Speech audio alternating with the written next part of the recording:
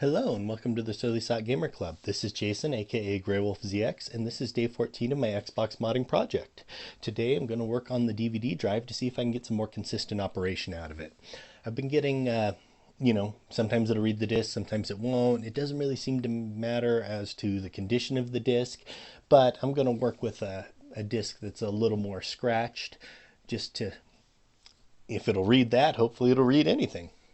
Although I've got a couple here, so maybe we'll swap them around after I do the cleaning. But first I'd like to share that I got a new VGA encoder so that I can play the Xbox through that VGA monitor. This is the old one that I had right here, as I try to hold it in front of the camera. I got this around 2001, 2002, I guess. Not long after getting the Xbox, and it's always had kind of bad quality. And what I got to replace it is I got this little guy from Amazon. It produces a much better picture. You can see there's tons of different retailers that sell this. And while it says the US version, I ended up getting mine arrived with like an Australian power plug or something. So, be prepared to do some soldering if you order one of these. Anyway, so let's get back to the Xbox. First things first, let's just see how it works today. I'm going to be testing with Monkey Ball here. And you can kind of see it if I hold it in the right. It's got some scratches, but nothing extreme. So let's see how it handles Monkey Ball. And I might need to get some of the replacement rubber belts for the tray drive because it seems to stick every now and then.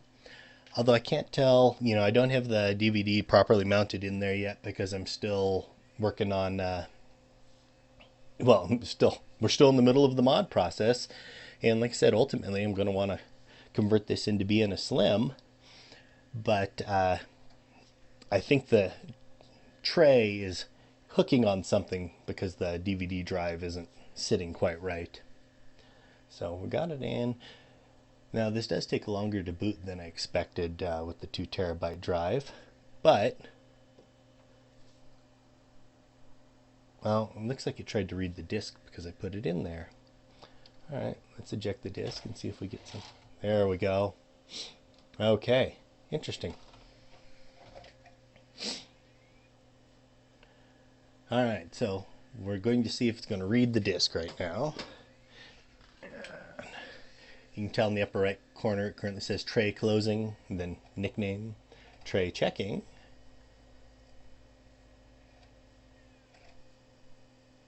Well, it says it's a game. Well, it's reading it right now. Like I said, this thing's being inconsistent.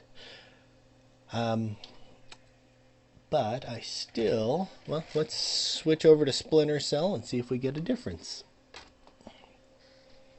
Splinter Cell is slightly better. There's some, it looks like a palm print on the side, but that's the type of wear I get on my DVDs or my game discs after having them in a CD wallet, which seemed kind of strange to me. I have games that I put in there that I almost took, straight from packaging and put in the CD wallet, and they still came out with those scratches. Well, okay, of course it's going to work just fine right now. Alright, well, let's switch back to Monkey Ball. And, like I said, last test, see how it works. And if it works, well, we'll even try and start the game. You saw earlier where it didn't load the game, so it tried to read the disc. I keep forgetting you can't use the sticks for navigating the menu because it just jumps. You gotta use the D-pad. Maybe there's something wrong with my controller. Maybe. Okay, there we go. Tray empty after putting in Monkey Ball. So let's shut this guy down. Get my disc back. And see about doing a cleaning on this thing. I'm going to be lazy about this because I think I can get enough taken apart just by removing these two screws. Yeah, I'm not showing a good angle there. Yeah, well, not that you guys need to see the screws.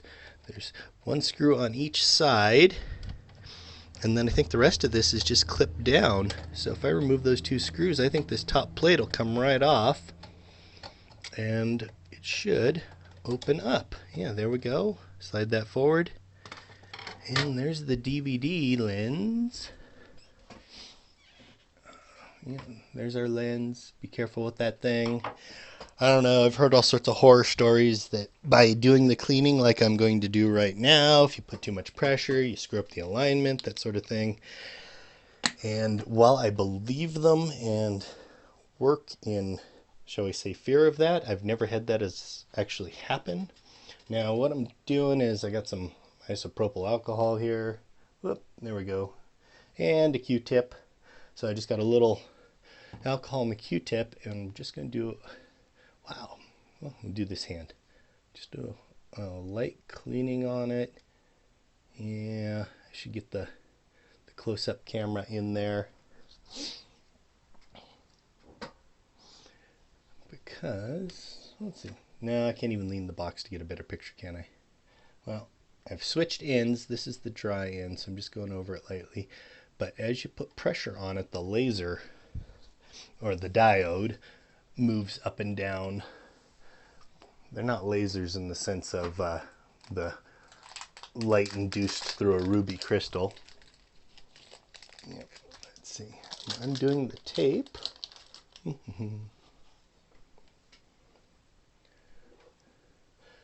Get you, whoop.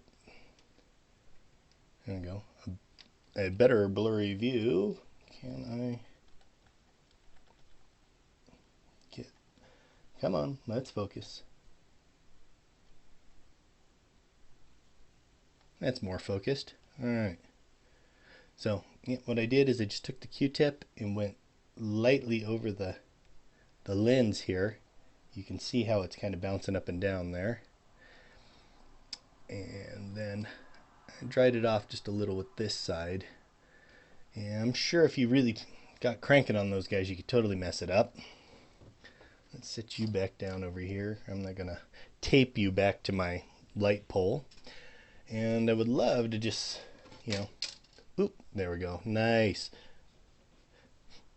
You know, just picked up the lid and wasn't paying attention. Here's the two screws. I got one in my other hand here because the screws are still in the lid. I can't just throw it back in, you know, throw the disc in and test it like it is, because on the top you got the little disc holder right there. So I've got both screws out now. Let's just fit it back together, see if we get a better result. Yep. And had to do a quick mental check to make sure I didn't reverse the thing. Now I have a Thompson drive. I haven't, this is actually the first XBOX DVD drive I've ever opened to clean. I had a job working for one of the major electronics retailers, you know, the big box stores, and I worked at their tech counter, and so we cleaned DVD players a lot, and VCRs, that sort of thing. Anywho, and usually that's all it takes. But let's see if this is gonna work.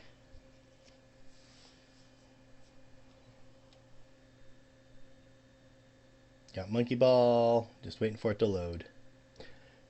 Now I've noticed that the load time seemed pretty long with this 2 terabyte drive, and I had a suggestion by one of the people who viewed the video. I'm sorry, I don't know your name. I'll post it up in a tooltip. That I should change the partitioning, not for booting times, but because with having the G allocated at over 1 terabyte and not equally spaced with F, that when you're FTPing games to the G drive, you'll get to 600 gigs and then you won't be able to access it any further. Okay, there we are. And that prompted me to think, I'm going to try reformatting the drive a couple times and see what different partitioning schemes do to the boot times of the system.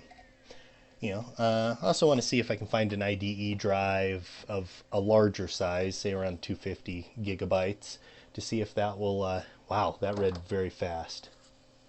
Was that really it? To see if that will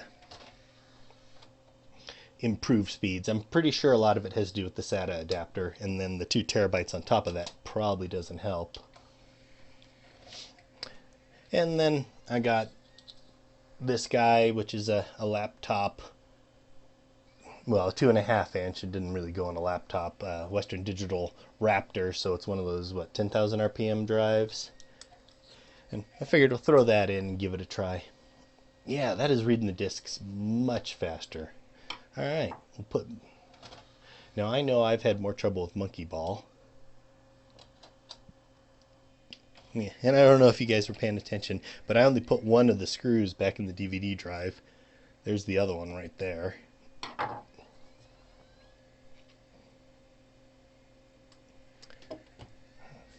And checking game. Man, that is much faster. All right.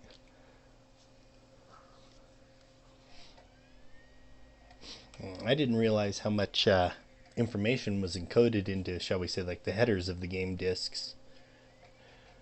I've seen those videos of people running XBMC, and it shows a little demo, a little image of the disc and that sort of thing. And I mean, I'm pretty sure the little demo movies you can get on some of them you have to download separately.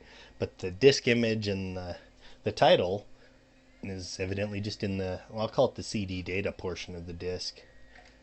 Don't quote me on that. That's just, there's obviously some header information encoded somewhere. And as you can see, the screen looks much better with this new, well, hopefully you can see, I don't know. It looks much better to me. It used to have all sorts of lines in it because it wasn't properly encoding the video. There's all sorts of options you can do to play with this. So, yeah, it's obviously working. You guys don't need to watch me play Monkey Ball. So, yeah, that's a simple DVD drive cleaning. And I was considering doing some of the hard drive formatting, but I think we'll throw that in for a different day. I've been having trouble keeping these videos from being exceptionally long anyway.